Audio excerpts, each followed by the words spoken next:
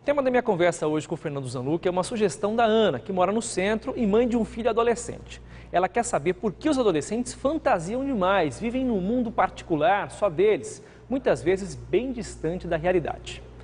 Zanluc, boa tarde. Boa tarde, Gustavo. Por que acontece isso? É uma característica, aos 12 anos de idade, o cérebro humano muda até os 12 anos de idade. E a última característica que a gente adquire nessa maturação é a capacidade de ter o pensamento abstrato, o raciocínio abstrato. Então é muito comum no começo da adolescência, 12, 13, 14 anos, o adolescente, entre aspas, viajar muito na maionese, ou seja, projetar muitas coisas, vai comprar uma moto, subir a América do Sul, vai viajar, vai fazer, vai mudar o mundo, fugir de casa. São pensamentos abstratos porque ele acaba de adquirir essa capacidade, então ele fica muito sonhador, por assim dizer.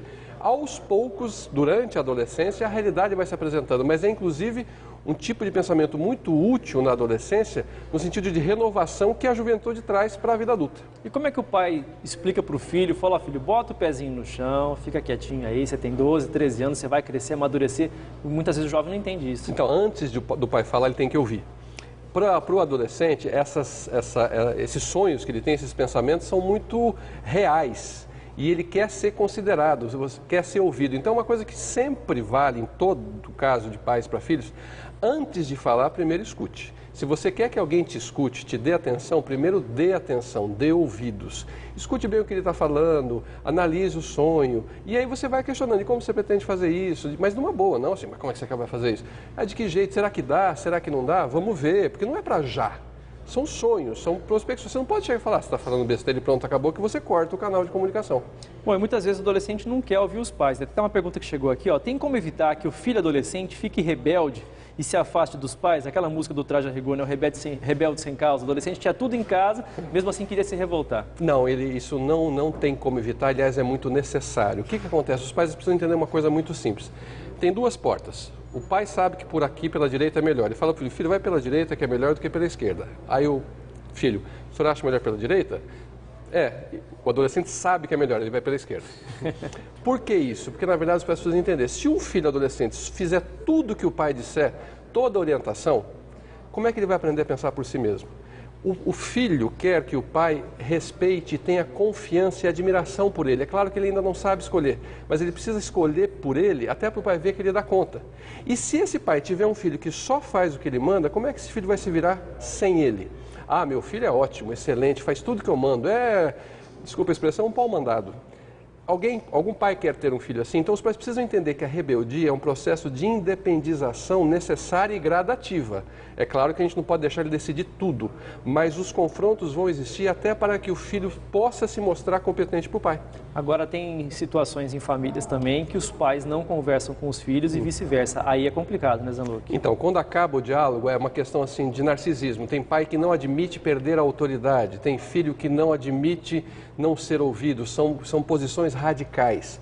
Eu sempre digo que a rigidez, o radicalismo é de uma estrutura emocional frágil. Quando você é forte egoicamente, quanto mais forte, mais estruturado, mais flexível você é. Então, quando você é intransigente nas suas opiniões, você tem que pensar. E se você quer participar da vida do filho ou até participar da vida dos pais, um certo nível de conversa, negociação tem sempre que existir. Tem situações que a gente até entende, né? O filho não querer sair demais, a mãe querer que o filho dê a mão para sair de casa, o filho não querer mais, ficar com vergonha. Agora tem filhos que não querem mais sair com os pais, não querem participar de almoço em família, na casa de um avô, por exemplo, quer ficar só com os amigos. Quem está certo, quem está errado, como é que você dosa essa balança? Eu sempre digo que na adolescência você tem que estipular as questões negociáveis e as questões inegociáveis. Então você negocia algumas questões, não precisa ir todo domingo na casa da avó, mas algumas você vai sim, porque você continua sendo neto, filho e dependente, vamos falar assim. As inegociáveis são a questão, por exemplo, bebida, drogas e em certos lugares, certas companhias que os pais não admitem, pronto, acabou, e vão pagar essa fatura de manter isso. Mas, à medida que o adolescente vai se independizando, ou seja, ele vai crescendo em idade e em maturidade, essas questões vão se modificando. No começo da adolescência, as inegociáveis são maiores que as negociáveis. No final da adolescência, as negociáveis são muito maiores que as inegociáveis. Ou seja, o processo de independização tem que ser gradativo. A Tatiana de Cambé quer saber por que os adolescentes têm crise de personalidade. Eu ia estender a pergunta e dizer para você até quando vai essa fase rebelde do jovem, até quando que vai passar isso daí?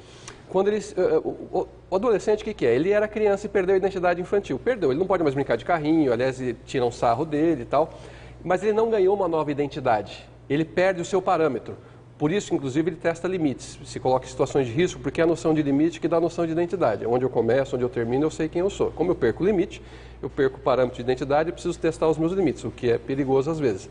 Mas ele vai assistir um filme do machão, ele sai de lá andando que nem um machão. A moça assiste um filme ele experimenta identidades para ver se aquilo combina com ele, se é isso mesmo que ele quer. Ele transforma o pensamento em ato. Por isso que ele muda e oscila tanto. Então, ele está experimentando formas de ser para ver qual que é a dele mesmo. Só para a gente poder encerrar, então, em um minutinho.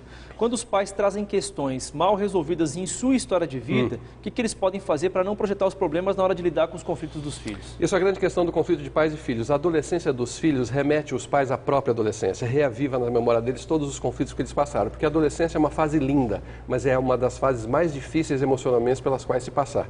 Então, os pais precisam entender que muitos dos conflitos que ele tem com os filhos se devem, talvez, à sua própria adolescência mal resolvida. Ele precisa tomar cuidado para não misturar as coisas. Jean-Luc, obrigado pelo depoimento. Valeu, Obrigado. Até a próxima. Até.